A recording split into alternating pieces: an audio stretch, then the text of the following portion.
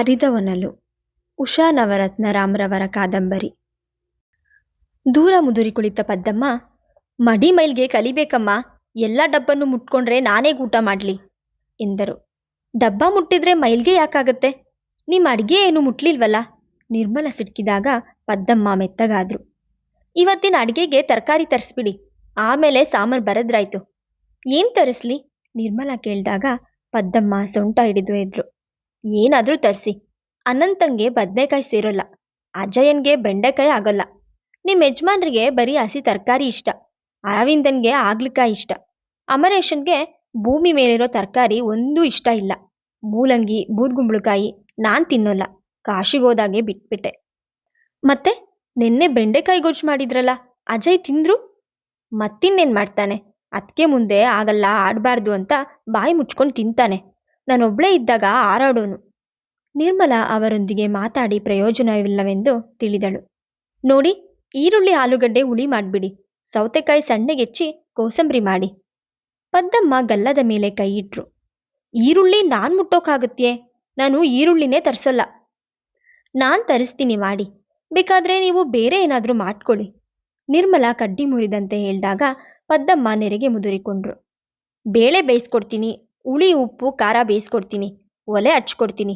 ನೀವೇ ಈರುಳ್ಳಿ ಆಲೂಗಡ್ಡೆ ಓಳಾಕಿ ಬೇಯಿಸ್ಬಿಡಿ, ನಾನು ಅದನ್ನೆಲ್ಲ ಮುಟ್ಕೊಂಡು ಯಾವ ರೌರವ ನರ್ಕಕ್ಕೋಗ್ಲಿ? ನಿರ್ಮಲನಿಗೆ ನಗು ಬಂದರೂ ತಡೆದುಕೊಂಡ್ಳು. ಕೆಲಸಕ್ಕೆ ಬಂದ ಶಿವಮ್ಮನ ಕೈಗೆ ದುಡ್ಡು ಚೀಲ ಕೊಟ್ಟು ಆಲೂಗಡ್ಡೆ, ಈರುಳ್ಳಿ, ಸೌತೆಕಾಯಿ, ಹಸಿಮೆಣಸಿನ್ಕಾಯಿ, ಕರಿಬೇವಿನ ಸೊಪ್ಪು ತರೋದಕ್ಕೆ ಹೇಳಿದಾಗ ಶಿವಮ್ಮ ಎಲೆ ಅಡಿಕೆಯಿಂದ ಕೆಂಪಾದ ಹಲ್ಲು ಬಿಟ್ಟು ನಕ್ಕಳು.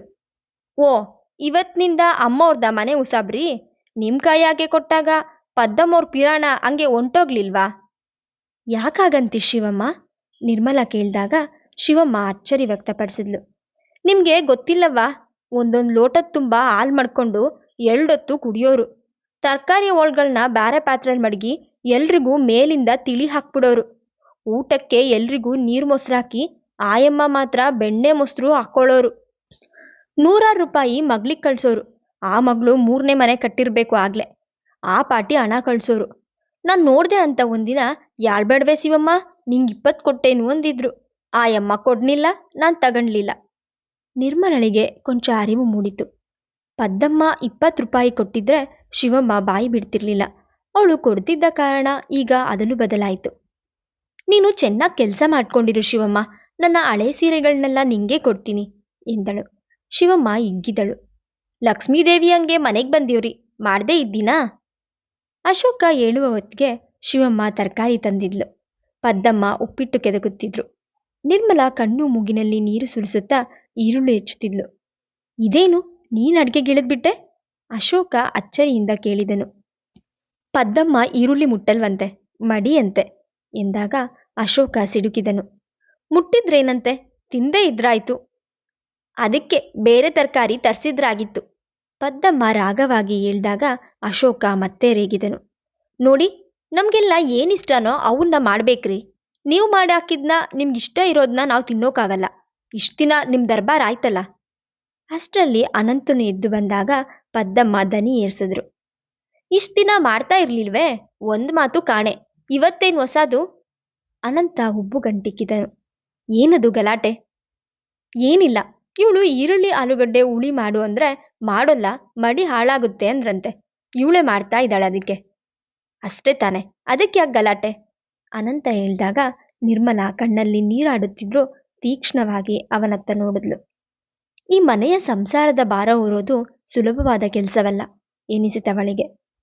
ಅಶೋಕ ಅಣ್ಣ ಹೋದ ದಿಕ್ಕನ್ನೇ ದಿಟ್ಟಿಸಿದನು. ಅಶೋಕನ್ಗೆ ಕಾಫಿ ಉಪ್ಪಿಟ್ಟು ಕೊಡುತ್ತಾ ನಿರ್ಮಲ ಹೇಳಿದ್ಲು. ನಿನ್ನೆಯೇ ನಿಮ್ಮ ಅಣ್ಣಂಗೆ ನನಗೆ ಇದೆಲ್ಲ ಒಪ್ಸೋಕೆ ಇಷ್ಟ ಇರಲಿಲ್ಲ. ನೋಡ್ರಿ, ದುಡ್ಡು ಪದ್ದಮ್ಮನ ಕೈಗೆ ಕೊಟ್ಬಿಡ್ತೀನಿ, ಏನಾದರೂ ಮಾಡ್ಕೊಳ್ಳಿ.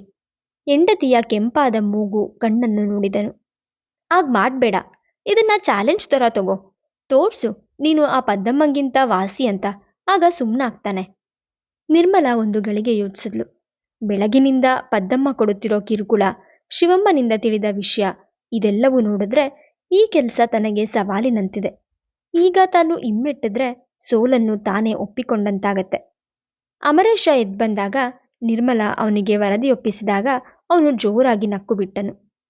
ಪದ್ದಮ್ಮನ್ಗೆ ನನ್ ಕಂಡ್ರೆ ಆಗೋಲ್ಲ. ಯಾಕೆ ಗೊತ್ತಾ? ಅವ್ ಎಲ್ಲ ಸೀಕ್ರೆಟ್ಸ್ ನಾನು ತಿಳ್ಕೊಂಡಿದ್ದೀನಿ. ಇವತ್ತು ನೋಡ್ತಾ ಇರಿ, ನೀವು ಮಾಡಿರೋ ಆಲೂಗಡ್ಡೆ ಈರುಳ್ಳಿ ಹುಳಿ ಕದ್ದು ತಿಂತಾರೋ ಇಲ್ವೋ. ಮಡಿ ಮೈಲ್ಗೆ ಎಲ್ಲ ಬರೀ ನಾಟಕ ಅಷ್ಟೆ. ಅವನಿಂದ ಧೈರ್ಯ ಪಡೆದ್ಮೇಲೆ ನಿರ್ಮಲಾ ತನಗೆ ತಕ್ಕ ಬೆಂಬಲವಿದೆ ಎಂದು ತಿಳಿದ್ಲು. ಅರವಿಂದ ಈರುಳ್ಳಿ ಆಲೂಗಡ್ಡೆ ಹುಳಿಯನ್ನ ಚಪ್ಪರಿಸುತ್ತಾ ತಿಂದನು. ಪದ್ದಮ್ಮ ಯಾವಾಗ್ಲೂ ಸಪ್ಪೆ ಸಾರು ಸೊಪ್ಪಿನ ಪಲ್ಯ ಮಾಡಾಕಿ ನಮ್ಮನ್ನೆಲ್ಲ ಒಂಥರ ಸನ್ಯಾಸಿಗಳನ್ನಾಗಿ ಮಾಡ್ಬಿಟ್ಟಿದ್ರು. ಇವತ್ತು ಆಯಾಗಿ ಹೊಟ್ಟೆ ತುಂಬ ಊಟ ಮಾಡ್ಬೋದು. ಅಶೋಕ ಸೌತೆಕಾಯಿ ಕೋಸಂಬರಿಯನ್ನ ಬಾಯಿಗಿಡುತ್ತಾ ಹೇಳ್ದ. ಪದ್ದಮ್ಮ, ಈ ಅಡ್ಗೆ ಎಲ್ಲ ನಿಮಗೆ ಬರುತ್ತೆ ಅಂತ ಗೊತ್ತಿರ್ಲಿಲ್ಲ. ಪದ್ದಮ್ಮ ಯಾವುದಕ್ಕೂ ಮಾತನಾಡದೆ ಮುಖ ದಪ್ಪಗೆ ಮಾಡಿಕೊಂಡು ಬೆಳೆಸಿದ್ರು. ಅನಂತ ಹೆಚ್ಚಿಗೆ ಅನ್ನ ತಿನ್ನದೆ ಬರಿಯ ಮೊಸರು ತರಕಾರಿ ತಿನ್ನುತ್ತಿದ್ದವನು ಏನನ್ನು ಮುಟ್ಟದೆ ಬರಿಯ ಸೌತೆಕಾಯಿ ಕೋಸಂಬರಿ ತಿಂದು ಮೊಸರು ಕುಡಿದು ಎದ್ದನು. ಅಶೋಕ ಅರವಿಂದ ಉಬ್ಬೆತ್ತಿ ನೋಡಿದ್ರು. ಪದ್ದಮ್ಮ ಗೊಣಗಿದ್ರು. ಇವ್ರುಗಳೆಲ್ಲ ಪೊಗರ್ದಸ್ತಾಗಿ ತಿಂದು ತೇಗ್ಲಿ. ಮನೆಗೆ ಹಿರಿಯವನು 3 ಗುಟ್ಕು ನೀರು ಕುಡ್ಕೊಂಡಿರ್ಲಿ. ಚೆನ್ನಾಗಿದೆ. ಸೊಸೆ ಆದವಳು ಯಾರಿಗೆ ಏನ್ ಮಾಡ್ಬೇಕು ಅಂತ ತಿಳ್ಕೊಂಡು ಮಾಡಿಸ್ಬೇಕು. ಆಲೂಗಡ್ಡೆ ತಿಂದ್ರೆ ಅವನ ಮೈ ಏನಾಗ್ಬೇಕು? ಆ ಮಾತು ನಿರ್ಮಲಳ ಕಿವಿಗೆ ಬಿತ್ತು. ಅವಳ ರಕ್ತ ಬಿಸಿಯಾಯಿತು. ತಕ್ಷಣ ಪ್ರತಿ ಮಾತನಾಡಬಾರ್ದೆಂದು ತಡೆದಳು. ಎಲ್ಲರೂ ಊಟ ಮಾಡಿ ಹೋದ್ಮೇಲೆ ಸ್ನಾನ ಮಾಡಿ ಪೂಜೆ ಮುಗಿಸಿ ಊಟಕ್ಕೆ ಬಂದ್ಲು. ಅವಳು ಊಟ ಮಾಡುತ್ತಿದ್ದಾಗ ಪದ್ದಮ್ಮನ ಅಸಮಾಧಾನ ಇನ್ನೂ ಹೋಗಿರ್ಲಿಲ್ಲ. ಮುಖ ದುಮುಗುಟ್ಟುತ್ತಲೇ ಇದ್ದಿತ್ತು. ಊಟ ಮುಗಿಸಿ ಕೈ ತೊಳೆದು ರೂಮಿಗೆ ಹೋದ ಶಾಸ್ತ್ರ ಮಾಡಿ ಹೊರಗೆ ಬಂದಾಗ ಅಡಿಗೆ ಮನೆಯ ಬಾಗಿಲು ಓರೆಯಾಗಿತ್ತು. ಪದ್ದಮ್ಮ ಊಟ ಮಾಡುತ್ತಿರುವರೆಂದು ಗೊತ್ತಾಯಿತು. ಮೆಲ್ಲಗೆ ಕಳ್ಳ ಹೆಜ್ಜೆ ಇಡುತ್ತಾ ಮುಂದೆ ಮಾಡಿದ ಬಾಗಿಲ ಸಂದಿನಿಂದ ಬಗ್ಗಿ ನೋಡಿದ್ಲು. ಎಲೆಯ ತುಂಬ ಆಲೂಗೆಡ್ಡೆ ಈರುಳ್ಳಿಯ ಹೋಳುಗಳು. ಅವಳ ಮುಂದೆ ಹುಣಸೆ ಗೊಜ್ಜು ಮಾಡ್ಕೊಂಡಿದ್ದ ಶಾಸ್ತ್ರ ಮಾಡಿದ್ರು. ನಿರ್ಮಲಾ ಅಡಿಗೆ ಮನೆ ಬಾಗಿಲು ತೆರೆದು ಒಳಗೆ ಬಂದಾಗ ಪದ್ದಮ್ಮ ಬೆಚ್ಚಿದ್ರು. ತಲೆ ಎತ್ತಿ ನೋಡಿದ್ರೆ ನಿರ್ಮಲಾ ನಕ್ಕು ಬಿಟ್ಲು. ಯಾಕ್ರಿ ಎದ್ರತೀರಿ? ತಿನ್ನಿ, ಪರವಾಗಿಲ್ಲ, ಯಾರಿಗೂ ಹೇಳೋಲ್ಲ ಎಂದಾಗ ಪದ್ದಮ್ಮನ ಮುಖ ಕಪ್ಪಿಟ್ಟಿತು. ಆದರೂ ಮಾತಿನಲ್ಲಿ ತಮ್ಮ ನಿಲುವನ್ನು ಬಿಡಲಿಲ್ಲ. ಈ ಆಳು ಹುಣಸೆ ಗೊಜ್ಜಲ್ಲಿ ಜಿರಳೆ ಬಿದ್ದುಬಿಡ್ತು. ಇಷ್ಟೊತ್ತಿನಲ್ಲಿ ಏನು ತಿರ್ಗಾ ಮಾಡ್ಕೊಳ್ಳಿ ಅಂತ ಇದನ್ನೇ ತಿಂತಾ ಇದ್ದೀನಿ. ದೇವ್ರಿಗೆ ತಪ್ಪು ಕಾಣಿಕೆ ಎತ್ತಿಟ್ಟಿದ್ದೀನಿ. ನಾಳೆ ದೇವಸ್ಥಾನಕ್ಕೆ ಹೋಗಿ ಪಂಚಗವ್ಯ ಕುಡಿದ್ಬಿಡ್ತೀನಷ್ಟೆ. ನಿರ್ಮಲಾ ಅವರಿಗೆ ಉತ್ತರಿಸದೆ ಎಲ್ಲ ಸಾಮಾನುಗಳನ್ನು ಪರೀಕ್ಷಿಸಿ ಅಂದಾಜಿನ ಮೇಲೆ ಇಷ್ಟಿಷ್ಟು ಬೇಕೆಂದು ಬರದ್ಲು. 12 ಗಂಟೆ ಹೊತ್ತಿಗೆ ಹಾಲಿನವನು ಬಂದ. ಅವನ ಹಾಲಿನ ಲೆಕ್ಕ ನೋಡಿದಾಗ ಅಚ್ಚರಿಯಾಯಿತು. ಒಂದಿನಕ್ಕೆ 5 ಲೀಟರ್ ಹಾಲು. ಏಕೆ? ಹಾಲು ಕುಡಿತಿದ್ದವನು ಅನಂತನೊಬ್ನೆ. ಬೆಳಿಗ್ಗೆ ಎಲ್ಲರೂ 1 ಲೋಟ ಕಾಫಿ ಕುಡಿದ್ರೆ ಮುಗೀತು. ಇನ್ನು ಸಂಜೆಯ ಕಾಫಿ. ಊಟಕ್ಕೆ ಹಾಕ್ತಿದ್ದ ಮೊಸರು ಅಷ್ಟೆ, ಅರ್ಧ ನೀರು ಬೆರೆಸುತ್ತಿದ್ರು. ಹಾಗಾಗಿಯೂ 5 ಲೀಟರ್ ಹಾಲೇಕೆ? ಅವನಿಗೆ ಲೆಕ್ಕ ಹಾಕಿ ದುಡ್ಡು ಕೊಡುತ್ತಾ ಹೇಳಿದ್ಲು. ನಾಳೆಯಿಂದ 3 ಲೀಟರ್ ಹಾಲು ಸಾಕಪ್ಪ. ಅಷ್ಟು ವರ್ಷದಿಂದ 5 ಲೀಟರ್ ತಗೊಳ್ತಾವ್ರೆ. ಹಾಲಿನವನು ಮೂಗೆಳ್ದಾಗ ನಿರ್ಮಲಾ ಕೊಂಚ ಗಡುಸಾಗಿಯೇ ಹೇಳಿದ್ಲು. ನಮಗೆ ಎಷ್ಟು ಬೇಕೋ ಅಷ್ಟು ತಗೋತೀವಿ. ಕೊಡಕ್ಕಿಷ್ಟ ಇದ್ರೆ ಕೊಡು, ಇಲ್ಲ ಅಂದರೆ ಬೇಡ. ಹಂಗೆ ಮಾಡಿ, ನೀವು ಹೇಳ್ದಂಗೆ ನಾವು ಕೊಡೋಣ. ನಾಳೆಕ್ಕಿಂತ 3 ಲೀಟರ್ ಹಾಕ್ತೀನಿ. ಹೆಚ್ಚು ಮಾತು ಬೆಳೆಸದೆ ಹೊರಟು ಹೋದ. ನಿರ್ಮಲಾ ಪದ್ದಮ್ಮನ ಹತ್ತಿರ ಬಂದ್ಲು. ಯಾಕೆ ಪದ್ದಮ್ಮ, ಮನೆಗೆ 5 ಲೀಟರ್ ಹಾಲು ಹೋಟೆಲಿಗೆ ತಗೊಳ್ಳೋ ಹಾಕಿ ತಗೋಬೇಕಾ? ಹಾಗಂದ್ರೆ ಹೇಗಮ್ಮ? ಮನೆಗೆ ಬರೋದು ಹೋಗೋರು ಇರ್ತಾರೆ. ಬೇಕಾದಾಗ ಹಾಲು ಎಲ್ಲಿ ಸಿಗುತ್ತೆ? ಅದಕ್ಕೆ ಅಷ್ಟು ತಗೋತಾ ಇದ್ದೆ. ಅವರ ಕಳ್ಳತನ ಅರ್ಥವಾಗಿದ್ದ ನಿರ್ಮಲಾ ಸುಮ್ಮನಾದ್ಲು. ಮಧ್ಯಾಹ್ನ ನಿರ್ಮಲಳಿಗೆ ಜೊಂಪು ಹತ್ತಿದಾಗ ಪದ್ದಮ್ಮ ಮೆಲ್ಲನೆ ಇತ್ತಲ ಬಾಗಿಲು ತೆರೆದು ಹೊರ ಹೋದ್ರು. ಗಾಳಿಗೆ ದಡಾರೆಂದು ಬಾಗಿಲು ಹಾಕಿಕೊಂಡಾಗ ನಿರ್ಮಲಳಿಗೆ ಎಚ್ಚರವಾಯಿತು. ಯಾರಿರಬಹುದೆಂದು ಕಣ್ಣು ಉಜ್ಜುತ್ತಾ ಬಂದಾಗ ಇತ್ತಲ ಬಾಗಿಲು ತೆರೆದಿದ್ದು ತಿಳಿತು.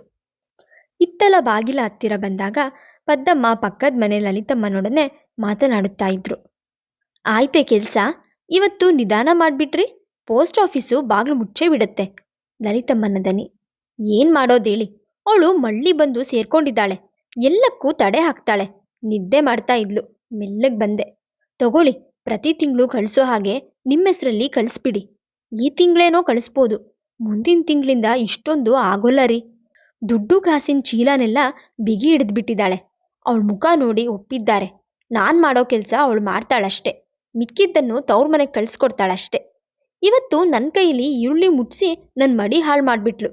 ಪಾಪ ಅನಂತ ಒಂದಿಷ್ಟು ಕೋಸಂಬರಿ ತಿಂದು ಎದ್ದೋದ. ನಿರ್ಮಲಾ ಬೇಕಾಗಿ ಕೆಮ್ದಾಗ ಪದ್ದಮ್ಮ ತಿರುಗಿ ನೋಡಿದ್ರು. ಲಲಿತಮ್ಮ ಕಾಂಪೌಂಡಿನ ಹಿಂದೆ ಜರುಗಿದ್ರು. ಒತ್ತಾಯ್ತಮ್ಮ, ಕಾಫಿ ಮಾಡಬೇಕು. ನಾನು ಅಷ್ಟೇ ರೀ, ನಿನ್ನೆ ಗಂಟಲು ನೋವಂದ್ರಲ್ಲ, ಕೇಳೋಣ ಅಂತ ಕರೆದೆ ಅಷ್ಟೆ. ಪದ್ದಮ್ಮ ಮನೆಯತ್ತ ಬಂದ್ರು. ನಿರ್ಮಲಾ ತನಗೆ ಆ ಮಾತು ಕೇಳಿಸಲಿಲ್ಲವೆಂಬಂತೆ ನಟಿಸಿ ಒಣಗಿ ಹಾಕಿದ್ದ ಬಟ್ಟೆಗಳನ್ನ ತೆಗೆದುಕೊಂಡ್ಳು. ಅವಳ ಬಗೆಗೆ ಒಳ್ಳೆಯವರಂತೆ ನಟಿಸುತ್ತಾ ಪದ್ದಮ್ಮ ಕೇಳಿದ್ರು, ಏನ್ ತಿಂಡಿ ಮಾಡ್ಲಿ? ನಿಮ್ಗೇನ್ ತೋರುತ್ತೋ ಮಾಡಿ. ನಿರ್ಮಲಾ ಉಬ್ಬುಗಂಟಿಕ್ಕಿದಾಗ ಪದ್ದಮ್ಮ ಬೆಣ್ಣೆಯಲ್ಲಿ ಕೂದಲು ತೆಗೆದಂತೆ ಹೇಳಿದ್ರು, ಆಗಂದ್ರೆ ಹೇಗೆ? ನೀವು ಮನೆ ಯಜಮಾನಿ, ನೀವೇ ಹೇಳಿ. ಚಪಾತಿ ಮಾಡಿ ಒಂದಿಷ್ಟು ಕೊಬ್ಬರಿ ಚಟ್ನಿ ಮಾಡಿ, ಅನಂತಣ್ಣನು ತಿಂತಾರೆ. ಸರಿ, ಹಾಗೆ ಮಾಡ್ತೀನಿ. ಇನ್ಮೇಲೆ ಊಟದ ಜೊತೆಗೆ 4 ಚಪಾತಿ ಅವ್ರಿಗೆ ಮಾಡಿ. ಹ್ಞೂ, ಮಾಡು ಅಂದರೆ ಮಾಡೋಕ್ಕೇನು, ನಾನಿರೋದೇ ಅದಕ್ಕೆ. ಅವರಿಗೆ ಇದ್ದಕ್ಕಿದ್ದ ಹಾಗೆ ಬಂದ ಒಳ್ಳೆತನ ಕಂಡು ನಿರ್ಮಲಳಿಗೆ ಅಚ್ಚರಿಯಾದರೂ ಅವರ ಮುಂದೆ ತೋರ್ಪಡಿಸಲಿಲ್ಲ. ತನ್ನ ಬಗ್ಗೆ ಲಲಿತಮ್ಮನ ಮುಂದೆ ಹೇಳಿದ್ದು ತನಗೆ ಕೇಳಿಸ್ಲಿಲ್ವೇ? ತನ್ನ ಗಂಡ ಬಂದ್ಮೇಲೆ ಹೇಳ್ಬೇಕು ಎಂದಾದರೂ ಈಕೆ ತನ್ನ ಬಾಳಿನಲ್ಲಿ ಮುಳ್ಳೆ. ಅಮರೇಶ ಕಾಲೇಜ್ನಿಂದ ಬಂದಾಗ ಅವನಿಗೆ ಹೇಳ್ದಾಗ ಅಮರೇಶ ಕಿಡಿಕಾಡಿದನು, ಅವ್ರನ್ನ ಇವತ್ತು ಒದ್ದು ಹೊಡಿಸ್ದೇ ಇದ್ರೆ ನೋಡಿ. ಬೇಡ ಅಮರೇಶ, ಸುಮ್ಮನಿರು, ನಿಮ್ಮ ದೊಡ್ಡಣ್ಣಂಗೆ ಗೊತ್ತಾಗ್ಲಿ, ಇಲ್ದಿದ್ರೆ ನಾನೇ ಬೇಕು ಅಂತ ಓಡಿಸ್ದೆ ಅನ್ಕೋತಾರೆ. ನಾನು ಕೆಟ್ಟೋಳು ಮಾಡಿಬಿಡ್ತಿ ಅಷ್ಟೆ. ಅಮರೇಶ ಆ ಮಾತಿನಿಂದ ಸುಮ್ಮನಾದ್ನು. ಆದರೆ ಪದ್ದಮ್ಮನನ್ನು ಛೇಡಿಸದೆ ಬಿಡಲಿಲ್ಲ. ತಿಂಡಿ ತಿನ್ನುತ್ತಾ ಕೀಟಲೆ ಮಾಡಿದನು. ಏನು ಪದ್ದಮ್ಮನವರೇ, ಮಗಳಿಗೆ ದುಡ್ಡು ಕಳ್ಸಿದ್ರಾ? ಅವರು ಕಟ್ಸಿರೋ ಹೋಟೆಲ್ಗಳು ಹೇಗೆ ನಡೀತಾ ಇದೆಯಂತೆ? ಬೆಳಿಗ್ಗೆ ಆಲೂಗಡ್ಡೆ ಈರುಳ್ಳಿ ಹುಳಿ ಚೆನ್ನಾಗಿತ್ತಾ? ನಿಮ್ಮ ಫ್ರೆಂಡ್ ಲಲಿತಮ್ಮ ನುಡ್ಕೊಂಡು ಪೊಲೀಸ್ನವ್ರು ಬಂದಿದ್ರಂತೆ, ಲೇವಾದೇವಿ ಮಾಡ್ತಾ ಇದ್ದಾರೆ ಅಂತ, ಕಳ್ಳ ಸಹಿ ಹಾಕ್ತಾರಂತ. ನಿರ್ಮಲಾ ಬರುತ್ತಿದ್ದ ನಗುವನ್ನ ತಡೆದುಕೊಳ್ಳುತ್ತಾ ಅಮರೇಶನನ್ನ ಸುಮ್ಮನಿರುವಂತೆ ಸನ್ನೆ ಮಾಡಿದ್ಲು. ಅಡಿಗೆ ಮನೆಯಲ್ಲಿ ಪದ್ದಮ್ಮ ಗುಣಗುತ್ತಿದ್ರು, ಹುಡುಗರನ್ನ ಕೊಪ್ಸಿದ್ರೆ ಹಿಂಗೆ. ಬರದ ಸಾಮಾನಿನ ಪಟ್ಟಿಯನ್ನ ಅಮರೇಶನ ಮುಂದಿಡುತ್ತಾ ಕೇಳಿದ್ಲು, ಇದನ್ನೆಲ್ಲ ಯಾರು ತರ್ತಾರೆ? ನಾನು ತರ್ತೀನಿ ಕೊಡಿ ಅತ್ಗೆ. ಅದರ ಯೋಚನೆ ನೀವು ಬಿಡಿ. ಪ್ರತಿ ಸಲ ಪದ್ದಮ್ಮ ಶಿವಮ್ಮನ್ ಕರ್ಕೊಂಡೋಗಿ ತರೋರು. ಇಬ್ರು ಅಂಗೈ ತೋರಿಸಿದ್ರೆ ಹಸ್ತ ನುಂಗೋರು. ನಮ್ಮ ತಂದೆ ಅಂಗಡಿಲಿ ಅಕೌಂಟ್ ಇಟ್ಟಿದ್ರು. ತಿಂಗಳಿಗೆ ಸಾಮಾನು ಬರ್ದು ಕೊಟ್ರೆ ಅವರೇ ಕಳಿಸ್ಬಿಡೋರು. ದುಡ್ಡು ಕೊಟ್ಬಿಡ್ತಾ ಇದ್ವಿ. ನೀವು ಯಾಕೆ ಹಾಗೆ ಮಾಡಬಾರ್ದು? ಒಳ್ಳೆ ಐಡಿಯಾ ಅತ್ಗೆ. ಅಶೋಕನಿಂದ ಅಣ್ಣಂಗೆ ಹೇಳ್ಸಿ. ಅಮರೇಶ ತಿಂಡಿ ತಿಂದು ಸಾಮಾನಿನ ಪಟ್ಟಿ ಹಿಡಿದು ಹೊರಟನು. ಅಶೋಕ ಆಫೀಸ್ನಿಂದ ಬಂದಾಗ ಅಂದು ನಡೆದದ್ದನ್ನೆಲ್ಲ ಹೇಳಿದಾಗ ಅವನು ಮೊದಲು ಕೋಪ ಮಾಡಿಕೊಂಡ್ರು, ಅನಂತರ ನಕ್ಕು ಬಿಟ್ಟನು. ಇನ್ನೂ ಹುಷಾರಾಗ್ತಾರೆ ಬಿಡು. ನಿನ್ಗೆಲ್ಲ ಗೊತ್ತಿದೆ ಎಂದು ತಿಳಿದ್ರೆ ಅವ್ರ ಆಟ ನಡೆಯೋದಿಲ್ಲ. ಒಳ್ಳೆ ಮಾತಿನಲ್ಲೇ ದಾರಿಗೆ ತಗೊಂಡ್ ಬಾ, ಇಲ್ದಿದ್ರೆ ನಿನ್ಮೇಲೆ ಅಡಿಗೆ ಕೆಲಸ ಎಲ್ಲ ಬಿದ್ಬಿಡತ್ತೆ. ಮೂವರು ಅಣ್ಣ ತಮ್ಮಂದಿರು ಪದ್ದಮ್ಮನ ವಿಷಯ ಹೇಳ್ಕೊಳ್ಳುತ್ತಾ ತಿಂಡಿ ತಿನ್ನುತ್ತಾ ಬಿದ್ದು ಬಿದ್ದು ನಕ್ರು. ಅರವಿಂದನಿಗೆ ನಗು ಬಂದು ನೆತ್ತಿಗೇರ್ತು. ಪದ್ದಮ್ಮನ ಮಗಳು ನನ್ನ ಜ್ಞಾಪಿಸ್ಕೊಂಡಿರ್ಬೇಕು. ನಿರ್ಮಲಳಿಗೂ ನಕ್ಕು ನಕ್ಕು ಸಾಕಾಯ್ತು. ಅನಂತನಿಗೆ ಕೊಂಚ ತಲೆನೋವಿದ್ದ ಕಾರಣ ರೂಮಿಗೆ ತಿಂಡಿ ತೆಗೆದುಕೊಂಡು ಹೋಗಿ ಅಜಯ್ ಕೊಟ್ಟು ಬಂದಿದ್ದನು.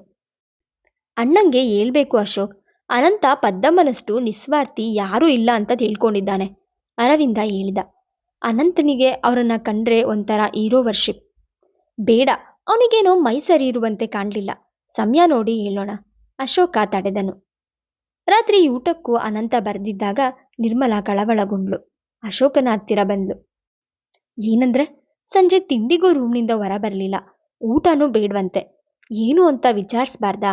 ಡಾಕ್ಟರ್ನ ಕರೆಸಿ ತೋರಿಸ್ಬಾರ್ದಾ? ನೀನು ಸುಮ್ಮನಿರು, ನಿಮ್ಮ ತಲೆ ಎಲ್ಲ ಹಚ್ಕೋತಿ. ಎಷ್ಟು ಸಲ ಹೀಗೆ ಮಲಗ್ತಾನೆ. ಅವನೇನು ಎಳೆ ಮಗುನಾ? ತಾನೇ ಡಾಕ್ಟರ್ಗೆ ತೋರಿಸ್ಕೊಂಡು ಬಂದಿರ್ತಾನೆ. ಅದು ಅಲ್ಲದೆ ರೂಮಿನ ಬಾಗ್ಲಾಕೊಂಡು ಮಲಗಿರ್ತಾನೆ. ಎಪ್ಸಿದ್ರೆ ಕೋಪ ಬರುತ್ತೆ. ಅಮರೇಶ ಬಂದಾಗ ಅವನ ಮುಂದೆ ಅದೇ ಮಾತು ಹೇಳಿದಾಗ ಅಮರೇಶ 2 ಕೈ ಎತ್ತಿ ಜೋಡಿಸಿ ಕೈ ಮುಗಿದನು. ಸದ್ಯ ನಾನೋಗಿ ಅವನ ರೂಮ್ ಬಾಗ್ಲು ತಟ್ಟಿದ್ರೆ ಕಂಬ ಹೊಡೆದು ಬಂದ ನರಸಿಂಹನಾಗೆ ಬಂದ್ಬಿಡ್ತಾನೆ. ಅರವಿಂದನೊಬ್ಬನೇ ಅವಳಿಗೆ ಸಮಾಧಾನ ಹೇಳಿದನು. ಅವನು ಮಲ್ಗಿರ್ಲಿ, ನಾನು ಮಲ್ಗೋಕ್ ಮುಂಚೆ ನಾನೇ ವಿಚಾರಿಸ್ಕೊಂಡು ಬಂದು ನಿಮಗೆ ತಿಳಿಸ್ತೀನಿ. ನೀವು ಸುಮ್ಮನೆ ವರಿ ಮಾಡ್ಕೋಬೇಡಿ. ಎಲ್ಲರೂ ಊಟ ಮುಗಿಸಿ ಮಲಗಲು ಹೊರಟಾಗ್ಲೂ ನಿರ್ಮಲಾ ತವಕದಿಂದ ಕಾದಿರುವುದನ್ನು ನೋಡಿ ಅರವಿಂದ ಅನಂತನ ರೂಮಿನ ಬಾಗ್ಲು ತಟ್ಟಿದನು. ಯಾರು ಮಾತನಾಡದಿದ್ದಾಗ ಬಾಗಿಲ ಬಳಿ ಕೂಗಿದನು. ಅಣ್ಣ, ಅದ್ಕೆ ಬಂದಿದ್ದಾರೆ, ನಿನ್ನ ನೋಡ್ಬೇಕಂತೆ. ಅರವಿಂದ ಕಣ್ಸನ್ನೆಯಿಂದ ನಿರ್ಮಲಳನ್ನ ಕರೆದನು. ಬಾಗಿಲು ತೆರೆಯುವುದಕ್ಕೂ ನಿರ್ಮಲಾ ಬಾಗಿಲ ಬಳಿ ಬರುವುದಕ್ಕೂ ಸರಿಯೋತು. ಅನಂತನ ತಲೆ ಕೆದರಿತ್ತು, ಮುಖ ಬಾಡಿತ್ತು, ಕಣ್ಣು ಕೆಂಪಾಗಿತ್ತು. ನಿರ್ಮಲಳನ್ನು ನೋಡುತ್ತಲೇ ಕೇಳಿದನು, ಏನಾಗಬೇಕಿತ್ತು? ಏನಿಲ್ಲ, ಮೈಗೆ ಹೇಗಿದೆ? ಏನಾದರೂ ಬೇಕಾ? ಏನೂ ತಿಂದಿಲ್ವಲ್ಲ? ನಿರ್ಮಲಾ ಕೇಳಿದಾಗ ಅನಂತ ಬಾಗಿಲು ಮುಂದೆ ಮಾಡಿದನು. ಏನು ಬೇಡ, ನಾನೆಲ್ಲ ನೋಡ್ಕೋತೀನಿ, ಎಲ್ರೂ ಮಲ್ಕೋಬೋದು. ನಿರ್ಮಲಾ ಅರವಿಂದನ ಮುಖ ನೋಡಿದ್ಲು. ಅಶೋಕ ಕರೆದನು. ಬಾ ನೀಮು, ಬೆಳಿಗ್ಗೆ ಹೊತ್ತಿಗೆ ಸರಿ ಹೋಗ್ತಾನೆ. ಪದ್ದಮ್ಮ ಅಡಿಗೆ ಮನೆಯಲ್ಲಿ ಅಮರೇಶ ತಂದಿದ್ದ ಸಾಮಾನುಗಳನ್ನ ಡಬ್ಬದಲ್ಲಿ ಹಾಕಿ ಮುಚ್ಚಿಡುತ್ತಿದ್ರು. ಪ್ರತಿ ತಿಂಗಳು ತಾವು ತರುತ್ತಿದ್ದಂತೆ 75 ಕೆಜಿ ಅಕ್ಕಿ ತರಿಸದೆ 40 ಕೆಜಿ ಅಕ್ಕಿ, 20 ಕೆಜಿ ಗೋಧಿ ತರಿಸಿದ್ದು ಅವರಿಗೆ ಕೋಪ ಬಂದಿತ್ತು. ಚಪಾತಿ ರೊಟ್ಟಿ ಅವರ ಅಲ್ಲಿಗೆ ಆಗುತ್ತಿರಲಿಲ್ಲ. ಅನಂತನನ್ನು ಕಂಡ್ರೆ ಪಂಚಪ್ರಾಣದಂತೆ ಹಾರಾಡುತ್ತಿದ್ದ ಪದ್ದಮ್ಮ ಅವನ ಬಗ್ಗೆ ವಿಚಾರಿಸಿರಲು ಇಲ್ಲ. ರಾತ್ರಿ ಮಗ್ಗಲು ಬದಲಿಸುತ್ತಾ ಹೆಂಡತಿಯ ಚಡಪಡಿಕೆ ಕಂಡು ಅಶೋಕ ಮಿಡುಕಿದನು. ಯಾಕೆ ನಿಮ್ಮಿ, ನಿದ್ದೆ ಬರಲಿಲ್ವಾ? ಯಾಕೋ ಬರ್ತಾ ಇಲ್ರಿ. ನಿರ್ಮಲ ಮತ್ತೆ ಮಗ್ಗಲು ತಿರುಗಿ ಅಶೋಕನ ಎದೆಯಲ್ಲಿ ಮುಖ ಒದಗಿಸಿದ್ಲು. ನಿಮ್ಮ ಅಣ್ಣನನ್ನು ಯಾರಾದರೂ ಒಳ್ಳೆ ಡಾಕ್ಟರ್ಗೆ ತೋರಿಸ್ಬಾರ್ದಾ? ಇನ್ನೂ ಅದನ್ನೇ ಯೋಚಿಸ್ತಾ ಇದೆಯಾ? ಅದಕ್ಕೆ ನಿದ್ದೆ ಬಂದಿಲ್ಲ. ನೀನೇ ನೋಡು, ಅವನು ಆಗ್ಲೇ ಎದ್ದು ಓಡಾಡ್ತಾನೆ. ಇದೆಲ್ಲ ಮಾಮೂಲು. ಹೆಂಡತಿಯನ್ನ ತಬ್ಬಿ, ಏನ್ ಪ್ರೀತಿದೆ ನಿಂಗೆ ನಮ್ಮನ್ನೆಲ್ಲ ಕಂಡ್ರೆ. ನಂಗೆ ಮದ್ವೆ ಮುಂಚೆ ತುಂಬಾ ಹೆದರಿಕೆ ಆಗಿತ್ತು. ಜಗಳ ಆಡೋಳೊಬ್ಳು ಬಂದಿದ್ರೆ ಏನ್ ಮಾಡ್ತಾ ಇದ್ದೋ. ನಿರ್ಮಲಳಿಗೆ ಆ ಹೊತ್ತಿನಲ್ಲಿ ವಿಶ್ವ ಹೇಳಿದ ಮಾತು ಜ್ಞಾಪಕ ಬಂತು. ನಮ್ಮಣ್ಣನನ್ನ ಪಾಂಚಾಲಿ ಅಂತ ಹಾಸ್ಯ ಮಾಡಿದ್ದ. ನಾನು ದ್ರೌಪದಿಯಂತೆ. ಮದ್ವೆ ಆಗಿದ್ದು ಅರ್ಜುನನಾದ್ರೂ ಮಿಕ್ಕ 4 ನನ್ನವರಂತ ಅಂದ್ಕೊಂಡು ತಿಳ್ಕೋಬೇಕಂತ ರೇಗಿಸಿದ್ದ. ಅಶೋಕ ನಕ್ಕನು. ನಿಮ್ಮಣ್ಣಂಗೆ ಒಳ್ಳೆ ಸೆನ್ಸ್ ಆಫ್ ಹ್ಯೂಮರ್ ಇದೆ. ಬೆಳಿಗ್ಗೆ ನಿರ್ಮಲ ಎದ್ದು ಬಂದಾಗ ಪದ್ದಮ್ಮ ಕಾಫಿ ಮಾಡೋದ್ರಲ್ಲಿ ನಿರತರಾಗಿದ್ರು. ಮುಂದುವರೆಯುವುದು.